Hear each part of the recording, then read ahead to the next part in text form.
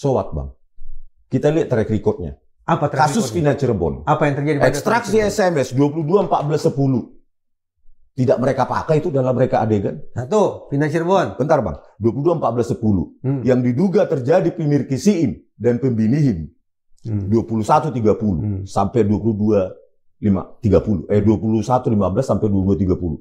Bayangkan kalau masih ada ekstraksi SMS 22 14 10 dalam periode waktu yang dituduhkan itu. Kalau itu dipakai dalam reka adegan oleh polisi, apa yang terjadi? Bubar skenario itu, Bang. Itu produk polisi. Kalau seperti yang sering kali Mas Reza sampaikan, code of conduct.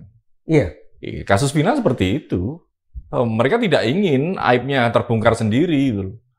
Makanya terus kebohongan itu ditutupi oleh kebohongan-kebohongan lain. Seperti itu. Kok jadi kesannya obstruction of justice justru dilakukan oleh lembaga penegakan hukum itu sendiri? Ya, iya. Makanya seperti itu. Iya, itu buktinya. Beberapa minggu kemarin kita bahas soal Hendra Kurniawan, Mas.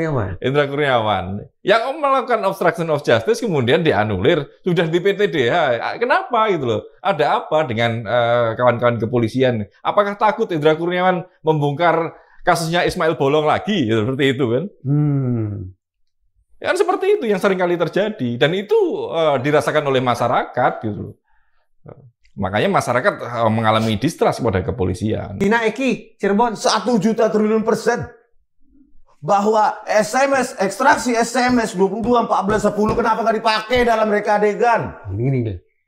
Adakah kemungkinan ini sebatas masalah generasi negara ini. Ilmu pengetahuan? Kok begini, generasi Bang? Metode. Untuk apa? Ada metode zaman dulu, ada metode zaman sekarang. Bang, Puslapor Cirebon mungkin 2016 itu dulu ya, Bang, 2016. Iya dulu. Kalau menurut saya dulu itu di bawah 2000-an. Kalau dulu 2016 bahwa teknologi forensik mereka saja sudah pakai buatan Israel.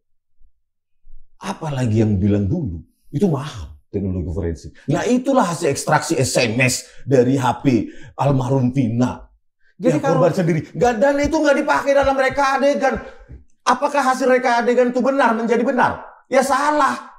Mereka rekonstruksi kejadian 21 15 sampai 22 30. Kejadian SMS di tengah-tengah periode waktu itu nggak dijadikan rujukan untuk reka adegan. Itu kan manipulasi. Dan itu saya ungkapkan.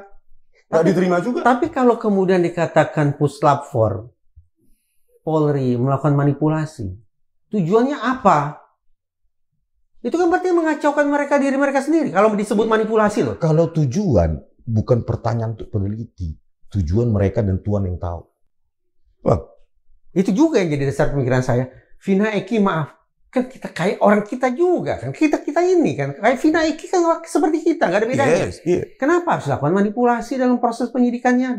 Terutama dengan tidak ditampilkan berkas-berkas itu hanya dalam digital, something missing, something behind, something yang disembunyikan, gitu loh. Bang. Disembunyikan? Yes, something manipulasi dugaan saya. Kenapa? Ini kasus abang catat itu, Jessica, Vina Cirebon, Sambo, KM50, itu bau busuk di mata publik.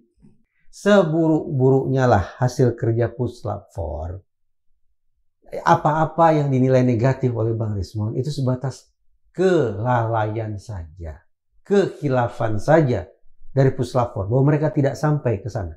Cukup dong kita sebut khilaf. Kawan-kawan di kepolisian ini kan benar disampaikan Bang Rismond tadi, dia tidak menguasai semuanya. Gitu. Pastilah. Pasti. Penyidik dengan kapasitas, ya mohon maaf, pendidikan yang terbatas, tentu juga tidak memahami banyak aspek hukum gitu loh. Bagaimana penyidik itu bisa paham dengan pasal-pasal yang sekian ratus, tidak bisa memahami semuanya gitu loh. Tafsirnya bisa banyak gitu. Itu yang menjadi problem.